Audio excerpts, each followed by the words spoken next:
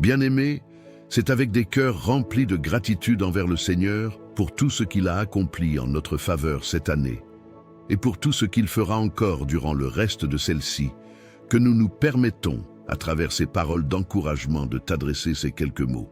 Bien-aimé, il est naturel pour les hommes de venir auprès de l'Éternel avec leurs besoins, leurs projets et leurs désirs, parce qu'ils ont appris, quelque part, qu'il est capable de tout.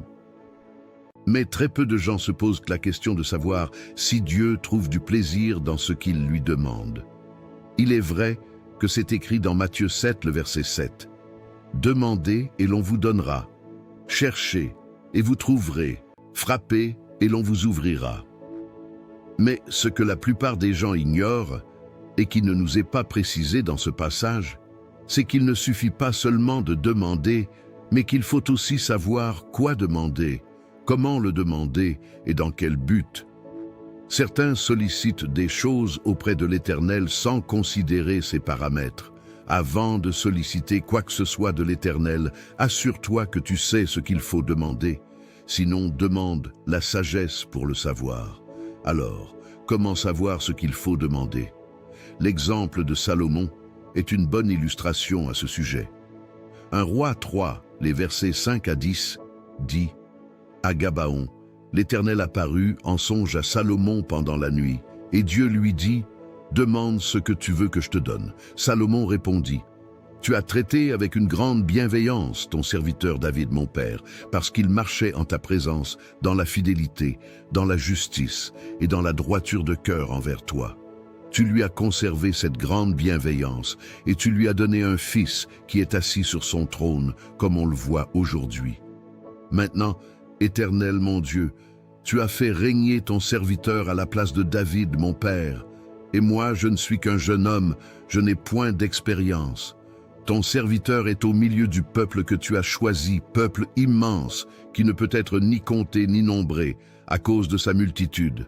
Accorde donc à ton serviteur un cœur intelligent pour juger ton peuple, pour discerner le bien du mal. Car qui pourrait juger ton peuple, ce peuple si nombreux? » Cette demande de Salomon plut au Seigneur.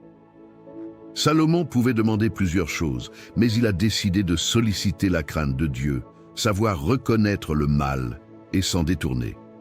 D'autres, à sa place, auraient demandé par cupidité, avarice, jalousie ou envie quelque chose dont ils n'ont pas besoin, qui irriterait l'Éternel contre eux. Bien-aimé, si l'Éternel ne trouve pas de plaisir dans ce que tu lui demandes, il n'agira pas pour le réaliser. L'Éternel cherche toujours ce qui va lui plaire dans ce que nous lui présentons. Qu'est-ce qui procure le plaisir à l'Éternel? Qu'est-ce qui fait son délice? Et comment Salomon l'a-t-il su? C'est David, le père de Salomon, qui lui a enseigné ce qui plaît à l'Éternel, sa révérence, sa crainte, le respect pour sa parole, ses commandements, pour sa personne, pour son nom. 1 Chroniques 22.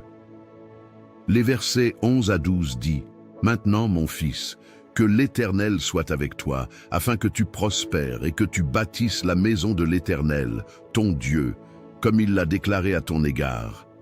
Veuille seulement l'Éternel t'accorder de la sagesse et de l'intelligence, et te faire régner sur Israël dans l'observation de la loi de l'Éternel, ton Dieu. » Notre question est la suivante. Est-ce que tu retiens ce que le Seigneur t'enseigne? C'est ce qui te permettra de demander ce qui plaît à l'Éternel. Et si tu n'es pas établi dans ce que le Seigneur t'enseigne, tu ne pourras rien solliciter qui puisse plaire à l'Éternel.